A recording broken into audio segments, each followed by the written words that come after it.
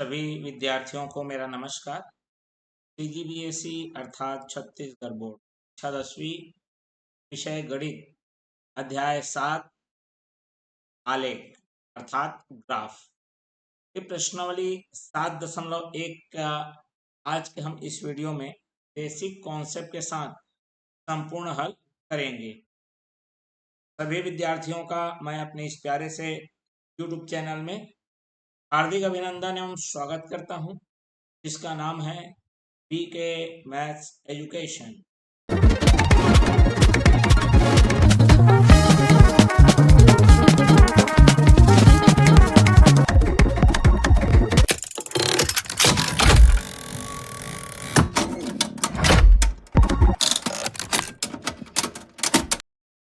जैसा कि मैं बता दूं, ग्राफ को हम बचपन से पढ़ते आ रहे हैं। पिछली कक्षाओं में भी हमने ग्राफ बनाना सीखा। मतलब ग्राफ क्या है? बिंदुओं का मिलान है। चलिए इन सब पर हम चर्चा करेंगे। जो विद्यार्थी हमारे पिछले अध्यायों का वीडियो नहीं देखे हैं, लिंक उनके लिए डिस्क्रिप्शन बॉक्स में अवेलेबल है। जो विद्यार्थी हमारे चैनल को अभी तक सब्सक्राइब नहीं किए हैं, सब्सक्राइब कर बेल आइकन नोटिफिकेशन ऑन कर लीजिए। वीडियो को अंत तक जरूर देखिए। समय इसमें लग सकता है क्योंकि ये एक ही प्रश्नावली है अध्याय 7 में, तो इसके लिए इसको हम डबल रिपीट नहीं करेंगे क्योंकि ये सरल होता है। एक ही वीडियो में हम बनाएंगे, चाहे समय ही लगे। वैसे समय ज्यादा नहीं लगेगा, आसान से तुरंत बन जाएगा। ठीक है, तो चलिए शुरुआत करते हैं वीडियो की। तो जैसा मैं बता रहा था, दो टाइप के प्रश्न इसमें आपको देखने को मिल जाएंगे। एक तो पहले से ग्राफ दिया रहेगा, कक्षा 6वीं 7वीं में सब किए हैं। ग्राफ दिया रहेगा, उसको देख के उत्तर बताना है। दूसरा, आपको सारणी दिया रहेगा, उस सारणी को देख के आपको ग्राफ बनाना। दो तरीके के प्रश्न आपको देखने को मिल जाएंगे। चलिए मैं शुरुआत करता हूं वीडियो की। वीडियो को जरूर अंत तक बने रहिए और देखिए, एक एक प्रश्न आपको समझ में आएगा। प्रश्नावली 7.1 है। इसमें दिया बोला है कि दो आलेख है ए और बी, दोनों के वक्र को देखिए और क्या निष्कर्ष निकलता है ये बताना है। तो चलिए यहां पर देख लीजिए, आप देख रहे होंगे आलेख ए है ना, वो एकदम सीधा जा रहा है। सीधा जा रहा है, बिल्कुल स्ट्रेट लाइन जा रहा है। क्यों ऐसा जाया? इसका कारण यह है कि हमारे पास देखो, यहां पर एक के बाद दो है, दो 4 है, 3 6 है, 4 8 है और 5 10 है। मैं बिंदुओं को लिखता हूं पहले प्रश्न के लिए। 2 4 3 6, फिर 4 8 5 10, बस इतना ही। और ये 1 2 भी है। मतलब हमने देखा एक्स में एक निश्चित परिवर्तन हो रहा है।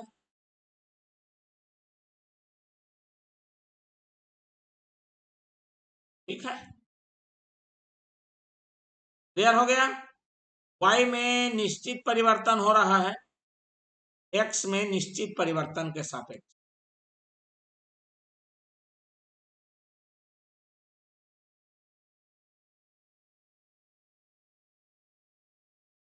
तो जब इस तरह से निश्चित परिवर्तन हो जाए, ठीक है, यहां पर मैं ये जो एक्स अक्ष है वो सप्ताह को बता रहा है और वाई अक्ष है वो पौधों की ऊंचाई को बता रहा है।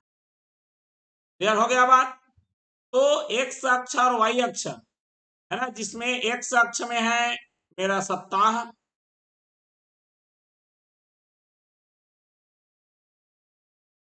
और वाई अक्ष में है पौधे की ऊंचाई। दोनों में एक निश्चित परिवर्तन आ रहा है, इसलिए इसका जो ग्राफ है वो क्या बन रहा है? सीधी रेखा बन रही है।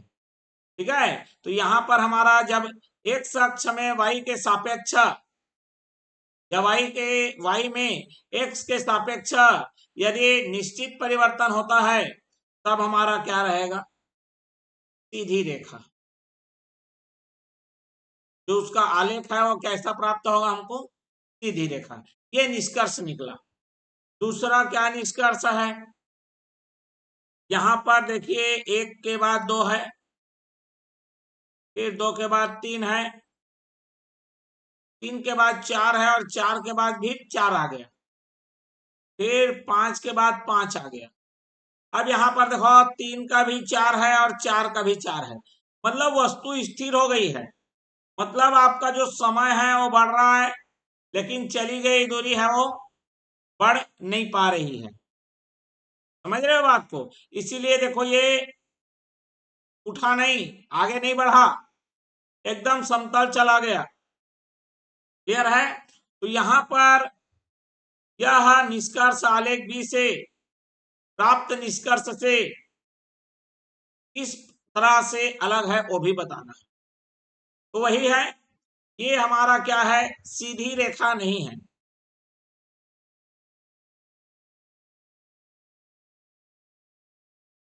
क्यों सीधी रेखा नहीं है?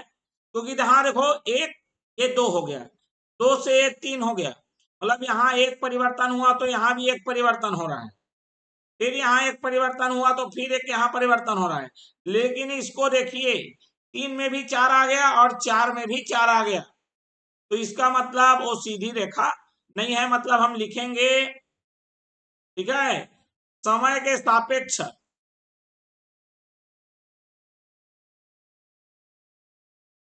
चली गई दूरी में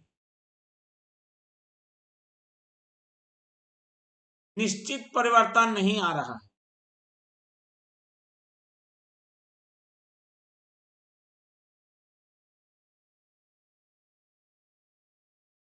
इस कारण रेखा क्या नहीं है, सीधी नहीं है। क्लियर हो गया बात? बिल्कुल। चलिए बढ़ते हैं अगले के लिए, क्वेश्चन नंबर 2। अब क्वेश्चन नंबर 2 कह रहा है, ये दिन है और इस दिन के सापेक्ष जो बचा हुआ पेट्रोल है उसकी मात्रा बता रहा है कि पहले दिन में 4 लीटर था, दूसरे दिन में 3 हो गया, तीसरे दिन में 2 हो गया, चौथे दिन में 1 हो गया, पांचवें दिन में क्या हो गया, 0 हो गया। इस तरह से हमको एक डेटा दिया गया है, ठीक है। उस डेटा के अनुसार, उस सारणी के अनुसार हमको क्या करना है, यहां पर आलेख खींचना है। तो देखो पहला वाला जो प्रश्न था उसमें ग्राफ पहले से दिया था और उसको देख के निरीक्षण करके आपको जानकारी प्रस्तुत करनी थी।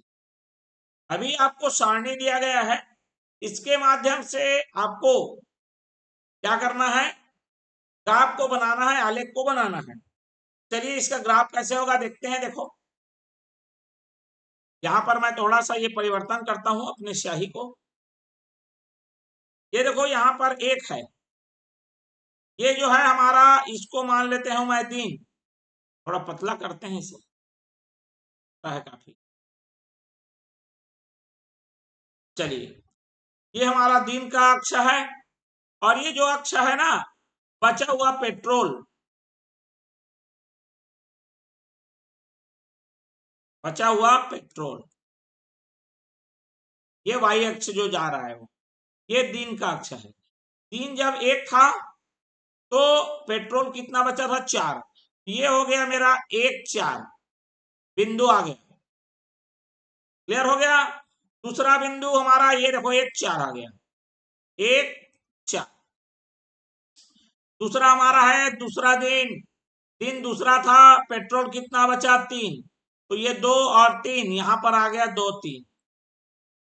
फिर ये तीसरा दिन था तो हमारा पेट्रोल कितना बचा, 2 लीटर, ये 2 लीटर आ गया, ये आ गया 3 2। फिर ये 4, इधर कितना आ गया, 1। फिर ये 5 में, 5वें दिन में एकदम नील हो गया, नील बटा सन्नाटा हो गया, 0 हो गया, ये हो गया 5 0। और इसको ये मिलाना है बाद में, पहले बिंदु निकाल लोगे उसके बाद मिलाओगे, है ना। मैं पहले से चित्र को बना के रखा था इसीलिए है ये। तो इस तरह से यहां से इस बिंदु से लेकर इस बिंदु तक एकदम बिंदुओं को मिलाना है। बिंदुओं को मिलाने पर आपको एक सीधी रेखा प्राप्त होगी। घटते क्रम में इसलिए है क्योंकि एक बढ़ रहा है और एक घट रहा है, देख लो, है ना। इसलिए उतारा वाला लाइन है, उतारा हुआ लाइन है, ठीक है।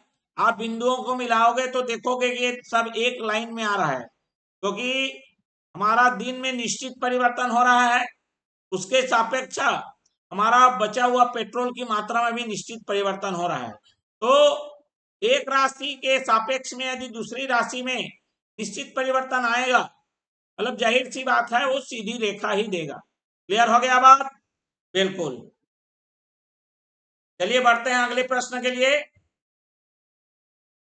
ये रहा मेरा तीसरा प्रश्न। इसमें भी एक सारणी दी गई है, समय दिया गया है वर्षों में और उसका साधारण ब्याज दिया गया है, और समय व साधारण ब्याज के बीच हमको आलेख खींचना है। क्लियर हो गया बात? चलिए इसका भी मैं खींच के रखा हूं, लेकिन समझाऊंगा मैं। ये देखिए, ये मेरा 0 वर्ष 0 रुपया, तो ये देखो ये आ गया मेरा 0 0। जब हमारा 1 वर्ष हुआ तब उसका पैसा कितना हो गया, देख लो यहाँ पर 10 और 20 के बीच कितना आएगा, 15 आएगा। तो 1 वर्ष में 15, ये बिंदु मिल गया 1 15, ठीक है। ये जो ये है वो मेरा समय को दिखा रहा है, समय अक्ष है, वो भी वर्षों में। और ये वाला जो अक्ष है मेरा वो साधारण ब्याज दिखा रहा है,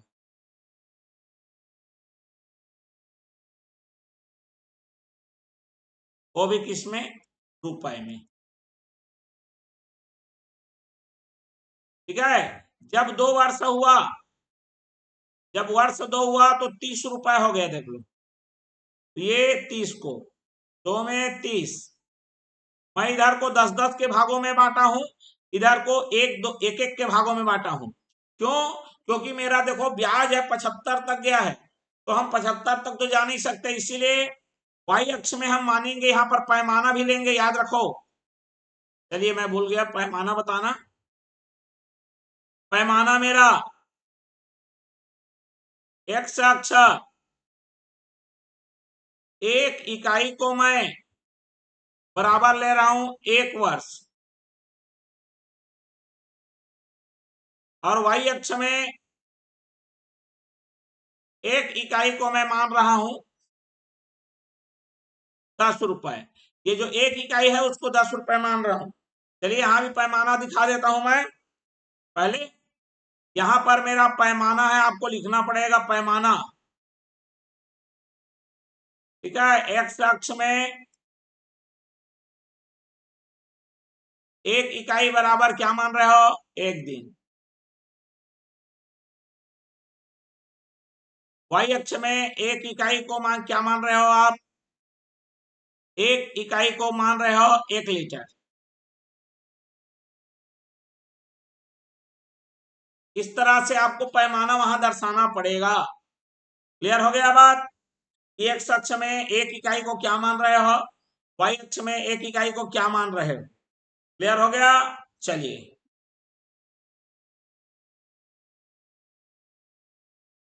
चलिए यहां पर देखते हैं, ठीक है। अब उसी तरह मेरा 3 वर्षों में ब्याज हो गया 45, तो 40 और 50 के बीच कितना आएगा, 45, ये आ गया।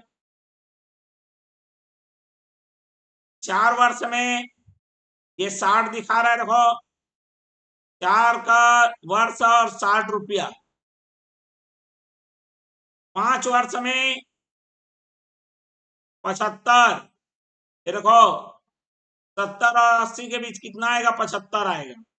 फिर सारे बिंदुओं को आप क्या कर दीजिए, जोड़ दीजिए। ये पहले से बिंदुओं को जोड़ना नहीं, पहले बिंदु निकालना है, बिंदु निकालने के पश्चात ही आपको क्या करना है, जोड़ना है। क्लियर हो गया बात? समझ में आ गया होगा? तो चलिए मैं आगे बढ़ता हूं मैं, ठीक है। चलिए चलिए यहां पर देखो, बिल्कुल यहां से देखिए, यहां पर ये थोड़ा सा मिस्टेक हो गया, ऋण 4 से धन 4 रहेगा, ठीक है। मेरे को दिया है सारणी, एक है एक्स और दूसरा है उसका वर्ग, और उसका मान ऋण 4 से धन 4 तक के लिखना है। तो ये सारणी आपको खुद बनानी है। तो मैं पहले बना के रखा हूं, ऋण 4 से लेकर धन 4 में ऋण 3, ऋण 2, ऋण 1, 0, 1, 2, 3 और 4।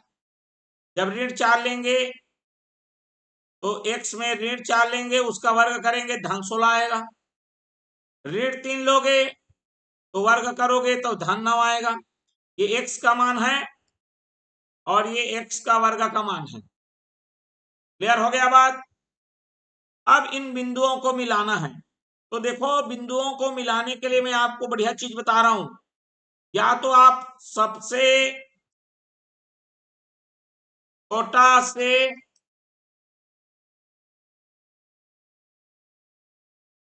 सबसे बड़ा की ओर चले जाओ मिलाते हुए। किसी को भी बीच बात में ऐसा नहीं कभी 4 को मिला दिए कभी 1 को मिला दिया, ऐसा नहीं करना। सबसे छोटा मान है x का, तो उससे बड़े की ओर जाओ या बड़े से छोटे की ओर जाओ। ठीक है? ऐसा नहीं कभी 4 मिला दिए कभी 1 मिला दिए कभी 2 मिला दिए, ऐसे में पूरा मकड़ी जाल बन जाएगा। आपको ध्यान देना है, x अक्ष में आपको एक निश्चित क्रम में बढ़ना है और जिस बिंदु को आप प्राप्त करेंगे उसी को आपको मिलाते हुए जाना है। चलिए, इसके लिए मैं ग्राफ बना के रखा हूं, आपको दिखाता हूं। ये रहा इसका ग्राफ, जो मैं ऑलरेडी कंस्ट्रक्ट कर चुका हूं, बना चुका हूं।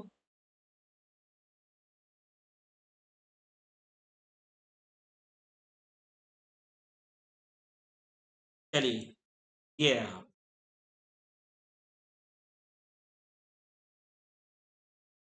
ठीक है, ये ग्राफ बना है पहले से। अब मैं इसको समझाता हूं मिलाएंगे कैसे। सबसे छोटा है यहां पर ऋण 4। ये ऋण 4 है मेरा। ऋण 4 का मान आ रहा है 16, तो ऋण 4 में हम कहा पहुंच गए? 16 पहुंच गए। तो सबसे पहले यहां पर लेना है आपको पैमाना। पैमाना जो मैंने लिया है x अक्ष में, एक को 2 माना है। सॉरी, एक, हाँ, एक इकाई को बराबर 2 x में, और y अक्ष में भी मैंने एक इकाई बराबर 2 लिया है। ठीक, क्लियर हो गया बात? बात समझ में आ गया? तो इस तरह से 2 के ग्रुप में चले गए। ये ऋण 4 जब था तब हमारा कहाँ हुआ? ये 16 में आ रहा है, देखो ये बिंदु मिला। तो हम यहाँ प्रदर्शित कर सकते हैं ऋण 4 धन 16। फिर इसके बीच में ये देखो, ऋण 2 और ऋण 4 के बीच में ऋण 3 आएगा।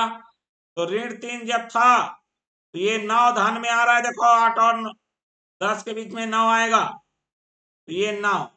इस तरह से बिंदु को मिलाइए आप। ऋण 2 में कितना आया? ये धन 4 की ओर गया। फिर ऋण 1 में मेरा 1 आया। ये देखो, ऋण 1 में मेरा 1 आ गया। फिर 0 में 0 आ गया। फिर ये 1 में जब x में 1 था, y में भी 1 आ गया। फिर 2 था तो 2 में कितना आ गया? 4 आ गया। फिर 3 में मेरा 9 आ गया और 4 में मेरा 16 आ गया। और यहां से मैं देखो एक एक जैसे गया हूं बढ़ते क्रम में, यहां से इसको मिलाया, यहां से इसको मिलाया, इसको मिलाया, फिर इधर आया, फिर इधर, फिर इधर, फिर इधर, फिर इधर, और इस तरह से ये यू शेप बन गया। इसको बोलते हैं परवलयकार। ये जो चित्र आपको दिख रहा है, जैसे आप सीधा खिंचाया रहता तो सीधी रेखा, इसको आकृति का नाम बता देता हूं मैं, बोला तो नहीं है, परवलयाकार।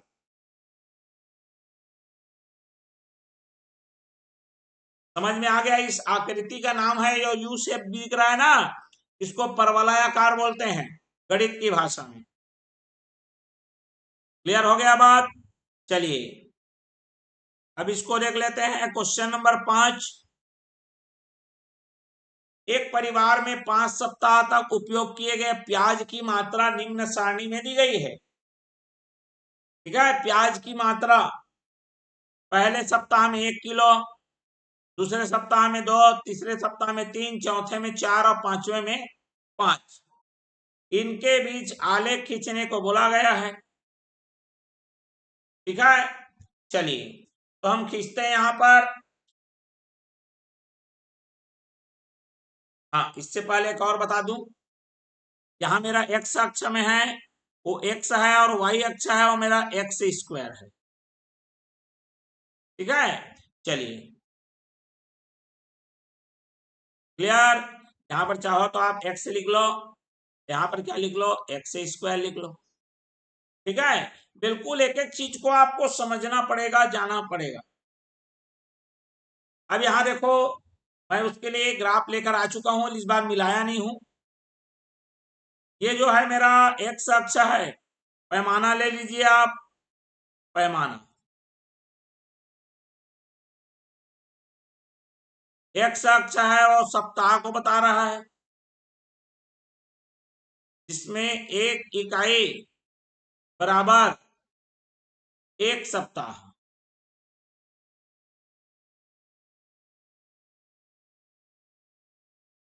वाई अक्ष है जो प्याज की मात्रा को बता रहा है, और एक इकाई का मतलब है 1 किलोग्राम। पैमाना आप इस तरह से बता देंगे। क्लियर हो गया? चलिए, ये एक अक्ष है, ये मेरा सप्ताह वाला अक्ष है, और ये है प्याज की मात्रा, वो भी किसमें, किलोग्राम में। क्लियर है? अब करना कुछ नहीं है, देखो पहला हफ्ता 1 किलो, ये एक एक आ गया। दूसरा हफ्ता 2 किलो, ये 2 2 आ गया। ये गोल नहीं लगाना, मैं आपको समझाने के लिए बता रहा हूं। तीसरा हफ्ता 3 किलो, 3 3 हो गया। चौथा हफ्ता 4 किलो, 4 4 हो गया। पांचवा हफ्ता 5 किलो, 5 5 हो गया। अब इस तरह से आपको करना कुछ नहीं है, आपको यहां सीधी रेखा दर्शानी है। क्लियर हो गया बात? चलिए सीधी रेखा देखते हैं।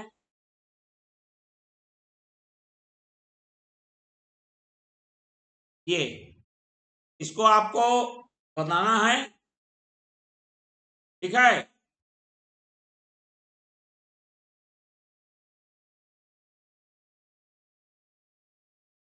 ये देखो सीधी रेखा एकदम मिलाना है भाई। क्लियर हो गया?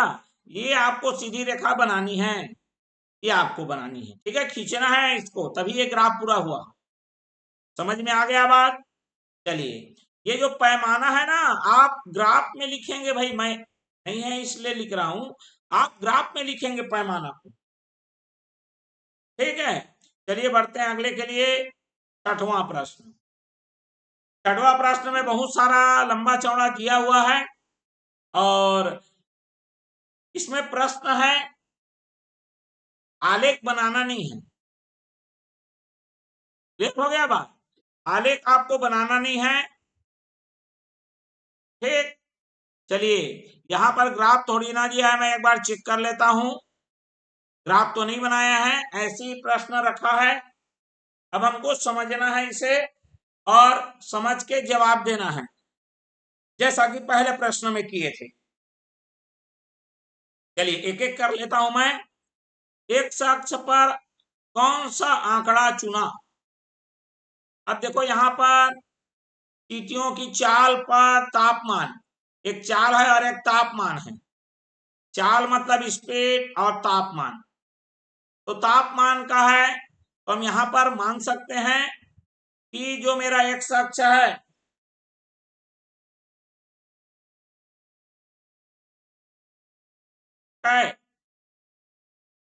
और जो मेरा वाई अक्ष है ये मेरा चाल है और ये तापमान है।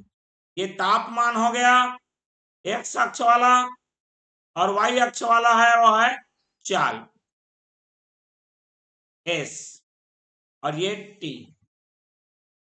ठीक है, तो एक्स अक्ष पर कौन सा आंकड़ा चुना गया? तो एक्स अक्ष पर तापमान अर्थात टी चुना गया। क्लियर हो गया बात? चलिए दूसरा में आ जाते हैं वाई अक्ष पर। तो हम यहां पर बता चुके हैं, देख लो, इसी को मैं इधर ले जाता हूं।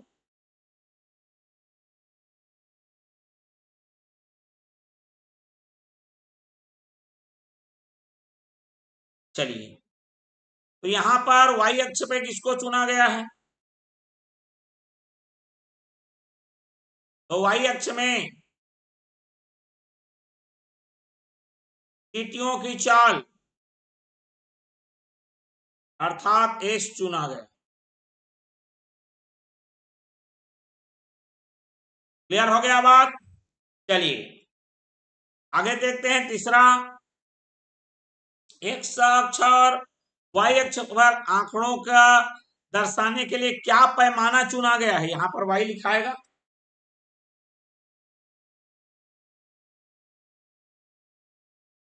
ठीक है, एक्स अक्ष और वाई अक्ष पर पैमाना क्या चुना गया? पैमाना का मतलब होता है एक इकाई को आपने कितना लिया है। ठीक है, तो चलिए यहां पर हम लोग ले लेते हैं। अच्छा, आलेख से प्रदर्शित करना भी है। आलेख से प्रदर्शित करना है टी का मान 25, 23, 35, 40 रखते हुए।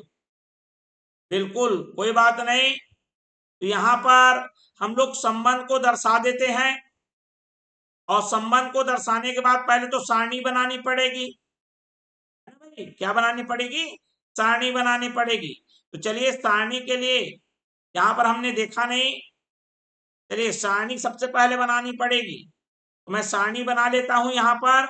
चलिए 1 मिनट। कितना कितना रखना है बोल रहा है? 25, 30, 35, 40। ठीक है, चलिए 25 से चालू करना है और कहां से कहां तक जाना है मेरे को? बिल्कुल 40 तक। ठीक है, तो चलिए सबसे पहले तो इसको आंकड़े के माध्यम से दर्शा देते हैं। ठीक है, चलिए इसके लिए हमको यहां से लेने की आवश्यकता पड़ेगी। ये रहा, यहां पर जो दिया है ये दिन को मैं हटा के लिख देता हूं मैं। ठीक है, दिन के बजाय हम लोग यहां पर क्या ले लेंगे? तापमान। ठीक है, क्या ले लेंगे यहां पर? तापमान ले लेते हैं। चलिए ठीक है, दूसरा हमारा पक्ष में क्या लिया है? दूसरा पक्ष में हमारा क्या लेंगे? चींटियों की चाल, या खाली चाल लिख दो तो भी चल जाएगा। क्लियर हो गया बात? चलिए अब यहां पर आंकड़ा है उसको ध्यान दीजिए। अगर मेरे पास 25 है, क्या है यहाँ पर? 25 है, तो यहाँ पर 25 आएगा तो उसके हिसाब से क्या आएगा ये भी हमको समझना पड़ेगा। चलिए, जो संबंध दिया है आपका मैं यहाँ पर लिख के बताऊंगा, पहले लिख देता हूं मैं। तापमान मेरा 25 है। ठीक है, उस समय मेरे पास ये उत्तर आएगा, वो आएगा 1। कैसे आएगा वो भी स्पष्ट कर दूंगा मैं, चिंता मत करिए आप लोग।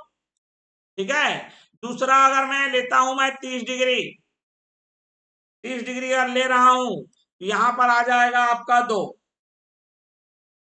ठीक है, अब ये कैसे आया आप सोच रहे होंगे, घबराएंगे नहीं, मैं एक एक चीजों को क्लियर करूंगा पहले। ठीक है, तीसरा मेरा क्या है? 35। तो 35 में आएगा आपका 3।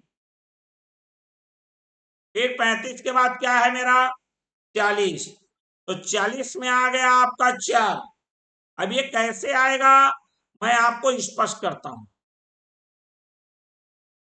ठीक, क्लियर हो गया बात।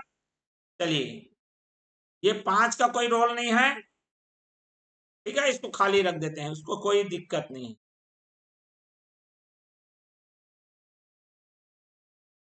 ठीक, समझ में आ गया। चलिए, अब ये आया कैसे है इसको मैं बताता हूं। देखो यहां पर एस, ये जो मेरा तापमान है और टी है भैया, तापमान है और टी है, ये देखो, और चाल है और मेरा एस है। संबंध क्या दिया है देखो, यहां पर दिया है एस बराबर 3/20/5। तो टी का मान जैसे ही 25 रखे, 25 में 20 घटा बटे में 5, ये आ गया 5/5 और 1। एस का मान 1 आ गया, जब टी का मान 25 है एस का मान 1 आ गया।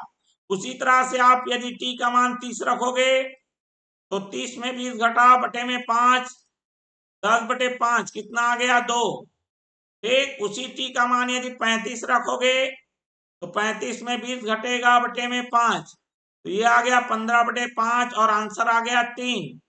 तो इस तरह से ये सारणी बनी हुई है। क्लियर है। यदि आप 40 रखते हैं तो 40 में 20 घटा 20 बटे में 5, तो 20/5 कितना उत्तर आएगा 4। तो इसीलिए आया 1 2 3 4। कब 25 में आया 1, 30 में आया 2, 35 में आया 3 और 40 में आया 4। क्लियर हो गया। तो इसी तरह से इसको हमको ग्राफ के माध्यम से बताना है।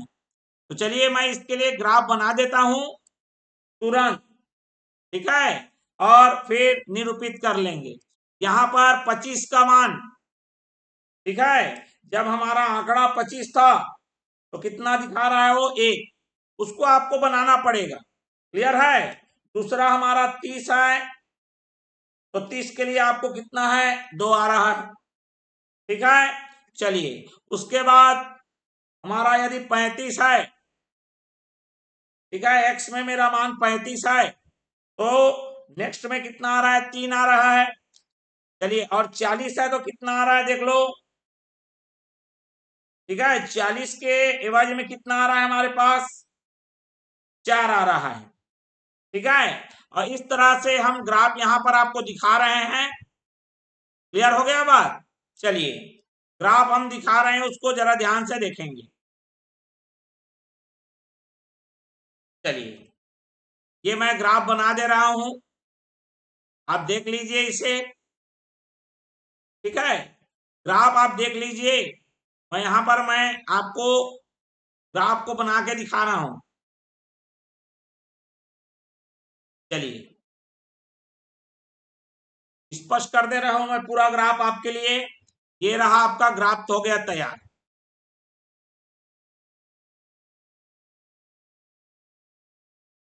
चलिए, इसका ग्राफ के लिए मैं अलग से ले लेता हूं और यहां पर बना के दिखाता हूं।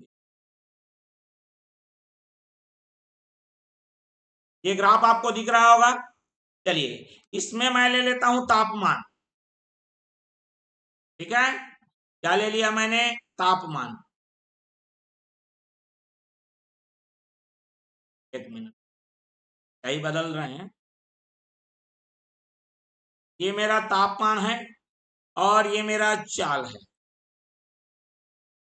ठीक। तो देखो यहां पर क्या दिख रहा है आपको, 25 डिग्री है, तो उसकी चाल कितनी है 1 आ रही है, ये आ गया 25 में 1। 30 में कितना आ रहा है 2, 30 में 2 आ गया। 35 में कितना आ रहा है देख लो आप, 35 में आ रहा है 3, और 40 में कितना आ रहा है आपका 4। तो यहां पर वही पैमाने के बारे में पूछा है आपसे। ये प्रश्न में बोला ना, एक्स अक्ष और वाई अक्ष पर आंकड़े दर्शाने के लिए आपका पैमाना क्या चुना। यहां पर आप पैमाना देख लीजिए। एक्स अक्ष में, एक्स अक्ष में क्या लिखा, 1 इकाई मेरा बराबर, 1 इकाई का मतलब 5 डिग्री 5 डिग्री सेल्सियस, और वाई अक्ष में एक इकाई को क्या माना गया है? एक। चाल को किसमें दिया गया है, एक बार देख लेते हैं अपन। चाल को किसमें दिया गया है? सेंटीमीटर प्रति सेकेंड। तो चलिए यहां पर लिखता हूं चाल, ठीक है, 1 सेंटीमीटर प्रति सेकेंड। क्लियर है? बात समझ में आ गया? या सेल्सियस है? सेल्सियस होगा मेरे ख्याल से। अच्छा, प्रति सेकेंड, चलिए कोई बात नहीं, बिल्कुल। तो यहां पर आपको जो दिया गया है उससे हमने क्या कर लिया है, यहाँ पर ग्राफ बना लिया है और पैमाना। तो इसी पैमाने को मैं यहाँ से लिख लेता हूं और वहां पर उत्तर के माध्यम से प्रदर्शित कर देता हूं। ठीक है, ये मैं यहाँ से ले रहा हूं और वहां पर उत्तर, ये ग्राफ अलग से आपके लिए बना दिया गया है ना। चलिए, थोड़ा समय लगा लेकिन पूरा आपका स्पष्ट हो गया है एक एक चीज। ये आपका उत्तर आ चुका है, ये देखो। एक्स अक्ष में एक इकाई मतलब 5 यूनिट 5 डिग्री, वाई अक्ष में एक इकाई को मैं 1 सेंटीमीटर प्रति सेकेंड मान के चल रहा हूं। क्लियर हो गया बात? चलिए बढ़ते हैं अगले प्रश्न के लिए। अब बोल रहा है जहां चींटियों की चाल 2.5 सेंटीमीटर प्रति सेकेंड है उस स्थान पर तापमान क्या है? इसका मतलब चाल इस बार दे दिया है, एस का मान 2.5 सेंटीमीटर प्रति सेकेंड। तो हमारे पास सूत्र क्या दिया हुआ है, एस बराबर T/20 बटे में कितना 5। एस की जगह में मान रखो 2.5 बराबर T/20 और बटे में कितना है 5। चलिए, ये कितना आ गया 25 पंचे 125 मतलब 12.5 T/20। ये ऋण 20 इधर आएगा और टी का मान आ जाएगा 32.5। चलो अब इसको ग्राफ में चेक करके भी देखते हैं कि जब मेरा चाल 2.5 है तो तापमान 32.5 दिखा रहा है कि नहीं दिखा रहा है। चलो यहां से देखते हैं, ठीक है। चलिए ग्राफ में आप देखिए, 2.5 बोला था, 2.5 मतलब 2 और 3 के बीच का, 2 और 3 के बीच का। ये देखो, ये आ गया 2.5। आप इसमें देखो जरा, इधर ये गया है। अच्छा, मैंने यहां पर इसको जोड़ नहीं पाया, चलिए जोड़ देता हूं, मैं तो जोड़ के दिखा रहा हूं। चलो ये देखो, अब आप जरा इसे देखोगे तो आपको क्या पता लगेगा। जब ये 2.5 था उस समय यहां पर ये आ रहा है कट के, तो देखो यहां पर कितना है, देखो ये नीचे आते हुए कहां पर आ रहा है, 30 और 35 के बीच ही तो क्या आता है मेरा 32.5 आता है कि नहीं आता है। मतलब ग्राफ हमारा एकदम राइट बन रहा है, मतलब बना हुआ है। क्लियर? चलिए अब आगे बढ़ते हैं। क्वेश्चन नंबर 5, यदि तापमान 30 से 40 डिग्री हो जाए तो चींटियों की चाल में कितना परिवर्तन होगा? अब यहीं से देख लो, 30 से 40 इसके लिए पूछा है आपको। तो 30 में क्या था 2 और 40 में क्या है 4। तो 2 चाल उसकी 2 थी और यहां से क्या हो गया 4 हो गया। तो 30 से 40 के बीच जो बिंदु है उसको समझाइए कि मेरा जब 30 डिग्री सेल्सियस था तो उसकी चाल 2 सेंटीमीटर प्रति सेकेंड थी, और जब 40 डिग्री हो गया तो 4 सेंटीमीटर प्रति सेकंड हो गया है। ठीक है, तो चाल में परिवर्तन बता दीजिए। चाल में परिवर्तन मतलब 4×2 सेंटीमीटर प्रति सेकेंड का आपका क्या हो गया है, परिवर्तन आ चुका है। क्लियर हो गया बात? बस इसी चीजों को आपको बताना था और समझाना था। क्लियर हो गया बात? चलिए इसको मैं इसका रंग बदल देता हूं ताकि आपको स्पष्ट तरीके से दिख जाए।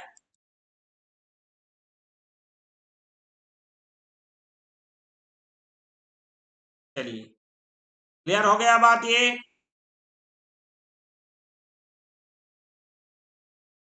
चलिए आगे बढ़ते हैं तो फिर अगले प्रश्न के लिए। बेहतरीन सा सेशन हमारा चल रहा है भैया, भले समय लगेगा लेकिन पूरा एक ही बार में खत्म करना है क्योंकि अब ज्यादा समय नहीं बचा हुआ है यार। चलिए मैं इसको अलग से और दो भागों में नहीं लाना चाह रहा हूं। चलिए ये देखो सातवां में क्या दिया हुआ है आपको। अनीता ने अलग अलग लंबाइयों के पाइप से वाद्य यंत्र बनाए। पाइप की लंबाई सेंटीमीटर में व ध्वनि का स्वर मान मतलब पिच चक्र प्रति सेकेंड के बीच गणितीय संबंध निम्नांकित सारणी व आलेख में प्रदर्शित किया गया। यहाँ पर पहले से आलेख बना दिया गया है, अब आपको प्रश्नों के उत्तर देना है। ठीक है, आलेख को देख के बताना है यहाँ पर आपके पास। ठीक है, यहाँ पर कितने प्रश्न हैं वो भी बता देता हूं मैं। सातवां में दो प्रश्न हैं, दोनों में दो दो लिखा गया है, कोई दिक्कत नहीं है। ये एक है और दूसरा दो है। इसमें बोला गया है 160 चक्र प्रति सेकेंड के लिए पाइप की लंबाई कितनी रखनी चाहिए। अब हमको देखो यहाँ पर स्वर मान चक्र प्रति सेकेंड में दिया गया है, दिया गया है कि नहीं, बिल्कुल ये वाला 160। तो देखो 200 से पहले आएगा, ये लगभग आएगा, ये जो छोटा छोटा है ना एक एक, वो आपका कितना है 10-10 चल रहा है। तो 160 मतलब ये 150 हो गया। 160 के लिए देख लो, 160 के लिए बिंदु कहां पर आया है, इधर कहीं आ रहा है। क्लियर हो गया, ये वाला ये वाला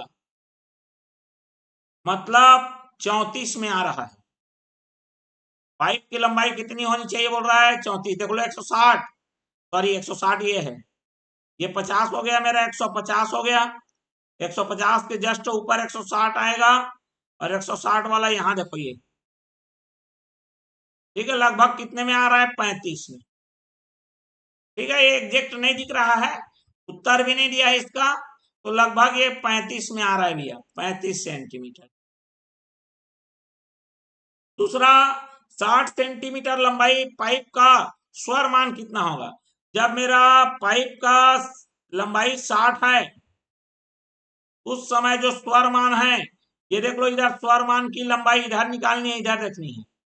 कितना दिख रहा है आपको 100। ठीक, 100 चक्र प्रति सेकेंड, बस इतना ही करना है। क्लियर हो गया बात। चलिए पैमाना दे दिया गया पहले से। ठीक, चलिए बढ़ते हैं अगले प्रश्न के लिए, क्वेश्चन नंबर 8। अब इसमें देखो भैया दो सारणी दिया गया है। ठीक है, हमारे पास दो सारणी दी गई है, दोनों सारणी में देखिए जरा आप, एक एक सारणी के लिए मैं एक एक बता रहा हूं। और इसमें पूछा गया है हमको मध्य आलेख खींचना है और जांच के बताना है कि जो y2 बट माइनस y1 और x2 माइनस x1 जो दोनों का अनुपात है वो नियत है कि नहीं है। ठीक है, तो चलिए यहाँ पर तो इसमें तो नियत दिख रहा है आपको, लेकिन इसमें नियत नहीं है। पता कैसे चलेगा, इसमें आपको दिखनी चाहिए सीधी रेखा और इसमें सीधी रेखा नहीं रहेगी।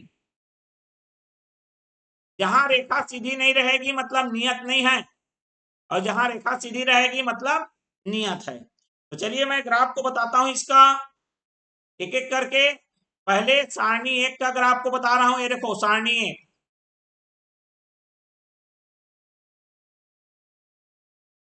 ठीक है, देखो पाई का मान जो होता है ना वो लगभग 3.14 होता है। तो जब मैं यहाँ सारणी को दिखा रहा हूं तो ये 2 है, तो ये 4 पाई मतलब 4 का गुणा होगा 3.14, मतलब 14×4 = 56, ये 12×56 आ गया, मतलब 12.5 के लगभग आएगा। जब दो में कितना आएगा 12.5।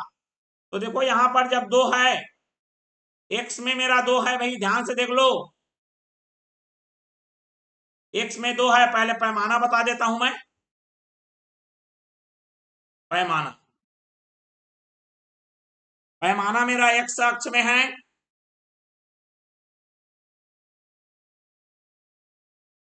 एक इकाई माने 2 सेंटीमीटर, और वाई अक्ष में जो पैमाना है वो एक इकाई मतलब मैंने लिया है 10। समझ में आ गया? तो इस हिसाब से जब हम लोग एक्स अक्ष अर्थात ये जो है मेरे त्रिज्या है, ठीक है, यहां पर एक्स अक्ष में हमने त्रिज्या रखा है और वाई अक्ष में है उसका परिधि।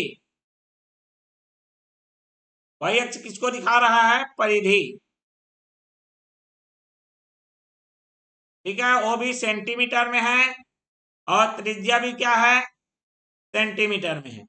जब 2 था तो देखो ये आ गया मेरा 12, ये देखो 12, 12, 12.5, बिल्कुल एकदम देखो ये 12.5 आ रहा है, मतलब 2 रख रहे हैं तो ये आ रहा है मेरा 4 पाई। 4 पाई का मतलब ये होता है, इसको 4 गुना कर दो और ये आ जाएगा 4 पाई का मतलब 12.56। ठीक है, चलिए 4, जब x का मान 4 रखेंगे, r बराबर 4 रखेंगे, तो उसका जो परिधि है, सरकमफिरेंस है, वो क्या हो जाएगा? 8 पाई। तो 8 से गुणा जब करेंगे 3.14 का, 14 टेक 112, 25.12, तो देखो ये 20 है, और प्रत्येक जो है वो 2 को दिखा रहा है आपका, तो 4 और ये 5, ये एकदम 5 आ गए, ये 25.12 ये आ गया, देख लो, तो 4 का 8 पाई आ गया। इस तरह से 6 के लिए 12 पाई, 8 के लिए 16 पाई, और 10 के लिए 20 पाई।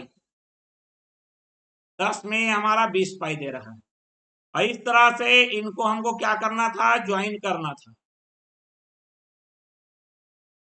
ज्वाइन हमने कर दिया, ठीक है, और एक एक चीज हमने बता दिया है, इसमें क्या रखना है, किसमें क्या नहीं रखना है। तो सारणी ए का तो कंप्लीट हो गया, सारणी बी का कैसे करना है देख लेते हैं। चलिए सारणी बी का भी देख लेते हैं।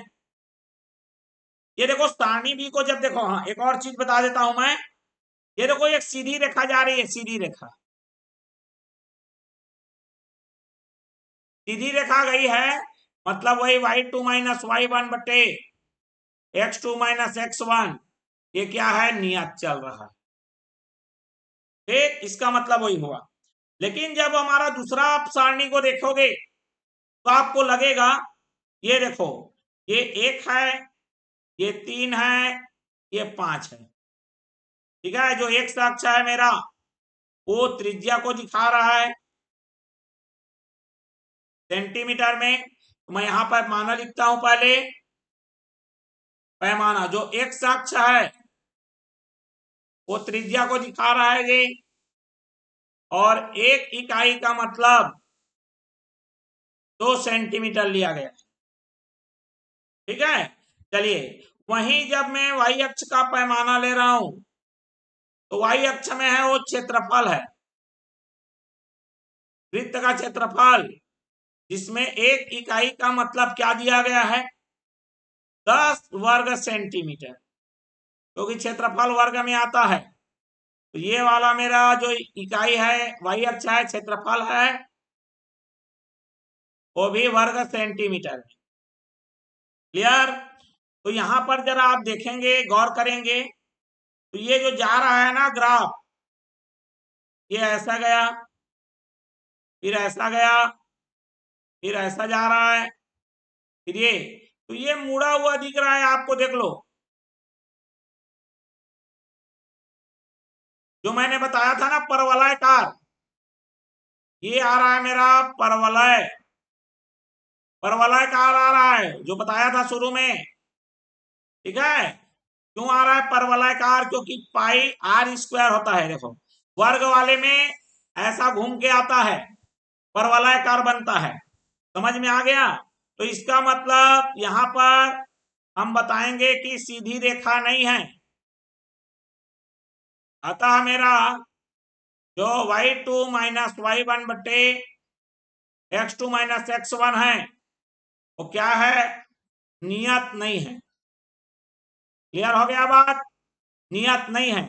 अब दिख रहा होगा आपको, ग्राफ से भी दिख रहा होगा पूरा कि ये नियत हमारा नहीं चल रहा है। क्लियर हो गया? चलिए बढ़ते हैं तो फिर अगले के लिए। अब अगला है हमारा 9वां और ये 10वां, फिर ये पूर्ण रूप से हमारा समाप्त हो जाएगा। क्लियर है? 10वीं प्रश्न है इसमें। बिल्कुल, इसमें ग्राफ वगैरह नहीं बनाना है, आपको देख देख के, आंकड़ों को देख के उत्तर देना है भैया। ठीक है, चलिए अंतिम की ओर है हम। अब यहां पर देखो, हमको ग्राफ पहले से दे दिया गया है, जिसमें आपको पहले प्रश्न में पूछा है। पहला ये रहा मेरा, ये पहला प्रश्न।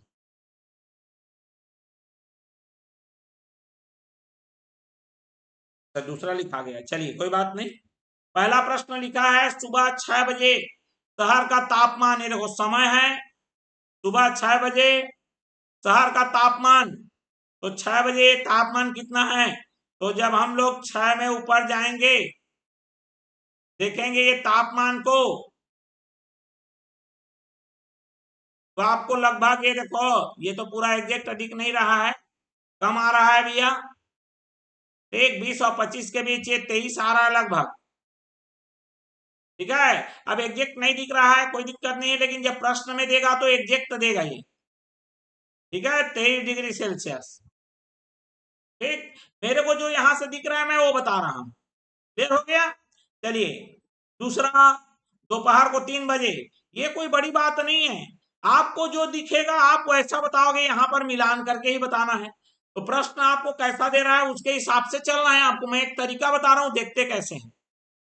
दोपहर को 3 बजे वाला देखना है। 3 बजे माने 3 PM दोपहर का। तापमान कितना है?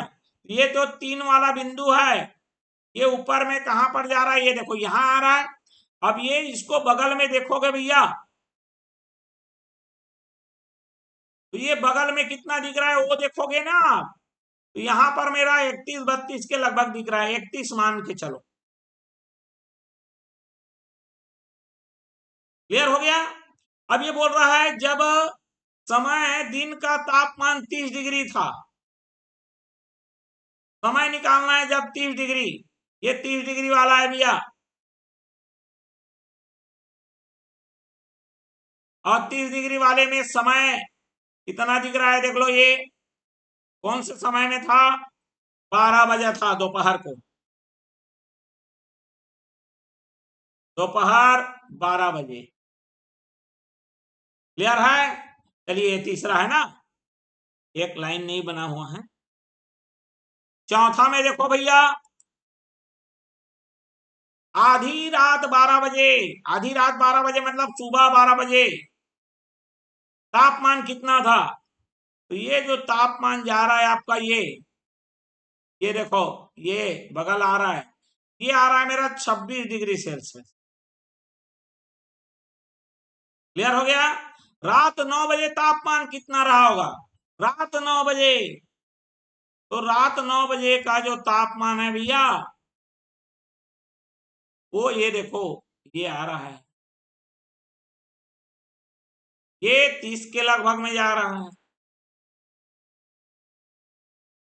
क्योंकि ये दोनों सेम लाइन में है, देख लो। ठीक, तो इस तरह से हमको इधर को देख के इधर का जानकारी देना है, इधर को देख के इधर का जानकारी देना है। कोई ये बड़ा बात नहीं है, नया बात नहीं है, इसको आप बचपन में भी किए होंगे। चलो अभी अंतिम प्रश्न 10वां देखते हैं। अब ये प्रदूषण के बारे में बोला है। सुबह 8 बजे प्रदूषण का स्तर, 8 बजे सुबह ये है समय, प्रदूषण का स्तर देख लो भाई, ये 8 बजे की घटना है, ये लगभग इतना आ रहा है, 150 से दोनों में थोड़ा सा कमी है, तो ये 10-10 का है तो 20 कम कर दो, ये 30, मतलब लगभग 180। जो हमको दिख रहा है वो बता रहे हैं 180 ppm। ppm लिखा है ना यहाँ पर, देखो ppm।